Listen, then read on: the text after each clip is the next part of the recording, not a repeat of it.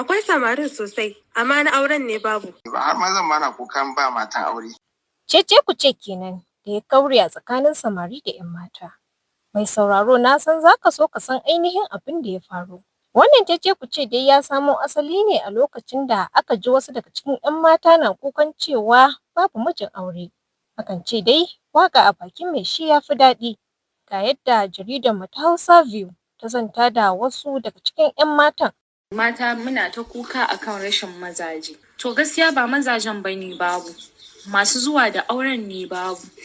Yanzu rayuwa ta yi tsada. Maza da yawa ko da suna son auren ma kin ga yadda yanayin rayuwar nan take ba za su iya auren mata sama da ɗaya ba. Tabbas akwai mazajen aure amma na auren ne farasa inda za ka faɗa. Kowa ƙarya. Mazaje ƙarya, 'yan mata ƙarya, kowa rayuwar nan yanzu kowa ɗauki rayuwar ƙarya ɗora mu nan shi. Akwai samarin sosai, amma na auren ne babu. Saboda yawanci maza za ki gani sun zo, wasu saboda masu rage dare ne kawai suke zuwa. Amma da an ce su fito, sai ki ga sun fara guje-guje. Wani ma daga ranar ba za ki ƙara ganin shi ba. To sai dai fa su ma rijalu waɗanda dama da su ake kukan cewa sun yi wahalar samu sun ce ina wannan batu akwai gyara a cikinsa.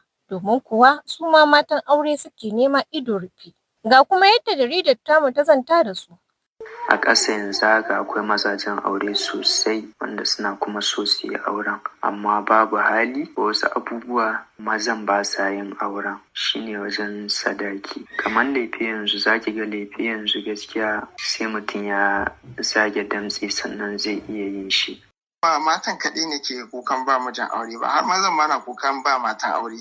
Amma muna cikin wani zamani ne da al'amarin ya zama sai a hankali. Kowa na da abin da yake hange ko kuma kowa na da abin da yake so ya samu. Suna buƙatar su samu mazaje wanda suke da kuɗi ko kuma suke da wayewa ko kuma suke da ilimi ma na zamani ko da babu aiki dai aikin gwamnati dai ko kuma wani abu amma suna da sana'o'insu na hannu daidai gwargwado. Al'amuran mata suke yawan kukan ba mijin aure. Kowa yana so ya auri ready-made ne, wanda ya cika 100%, wanda kuma ƙarya ne babu wani cikakken ɗan adam 100% in ba manzon Allah sallallahu alaihi wasallam. Kowa yana da kurakurai, akwai inda zaka ga daidai, akwai inda ba daidai ba. Shin ko ina mafitar wannan batu? Jaridar mu ta Hausa View ta samu zantawa da wata masaniya a fannin zamantakewar aure, inda ta yi mana ƙarin bayani akan wannan batu.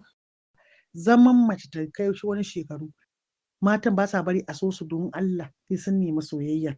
Shi sa mazan suka ga zama ba wani girmama abin suke yi ba, amma duk wanda suke so din na gaskiya da kansu suke nemo ta, kuma komin tsadanta komin wace ce ita ko haka zai sha wahala a wulakanta shi ta yi mishi maganan banza ta yi wake ma ki dinga tunanin a'a ka ce ita ɗaya ce a duniya, ita ɗaya ce a duniya a wurin shi.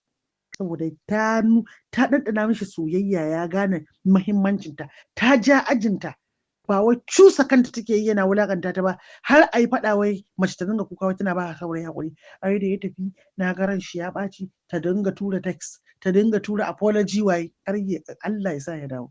To abin da ya sa su maza da kuke gani su abin mutane ne masu son challenge. Saboda suna da wani pride ɗinsu da yake nuna musu cewa su ne want to be on top, su ne su ya kamata su zama su ne kamar a ce finders ɗin, ba wai su ne za a nemo ba. Su ne ya kamata su dinga neman. To duk lokacin da kika nuna ke ce zaki dinga zakakurin nema da nuna mishi zakewa da waye wato gaskiya alami.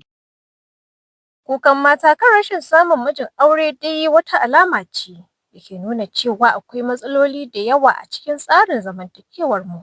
Idan iyaye, malamai, gwamnati, maza da mata suka haɗa kai wajen sauƙaƙa hidindimun aure, ina ga wannan matsala za ta kau ko kuma ta ragu. Hakan kuma zai sa a samu sauƙin aikata muggan laifuka da a wasu lokuta ake yi. Ƙarshen rahoton kenan. Firdausi Yusuf Sharif, Hausa View.